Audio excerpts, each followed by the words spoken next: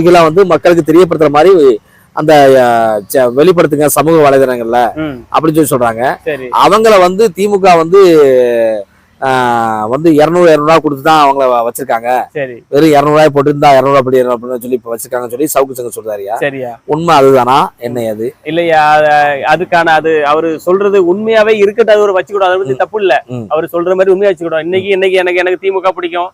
இன்னைக்கு நான் இன்னைக்கு ஒரு விஷயத்தை விரும்பி செய்தேன். அது வந்து நான் மனப்பூர்வமா செய்தேன், நான் காசு வாங்கிட்டு செய்யல. அது இதே போல அவருடைய தொண்டர்கள் அவருக்கு வேண்டப்பட்டவர்கள் வந்து இன்னைக்கு அவருடைய இதை வந்து ஷேர் பண்றாங்கன்னா காசுக்காக இல்ல, பிடிச்சிருக்கு, அவருடைய செயல்பாடு பிடிச்சிருக்கு, அவரை பிடிச்சிருக்கு, அதனால செய்யறாங்க. அதுதான் உண்மை. இவர் சொல்ற மாதிரி இவர் ஆதரிக்கக்கூடிய அதிமுகவிலையும் ஐடிங்க இருக்கியா, அதை பத்தி இவர் பேசலாம். பேசல. காரணம் என்னன்னா, அப்ப அவருக்கு ஆதரவா பேசும்போது அப்ப அவர்கிட்ட எதுவும் வாங்கிருப்பாரோ என்னமோ தெரியல. இது எல்லாரும் சொல்றாங்க, அதை போல நாங்களும் சொல்றோம், வாங்கிருக்கலாம், என்னன்னு தெரியாது. ஏதோ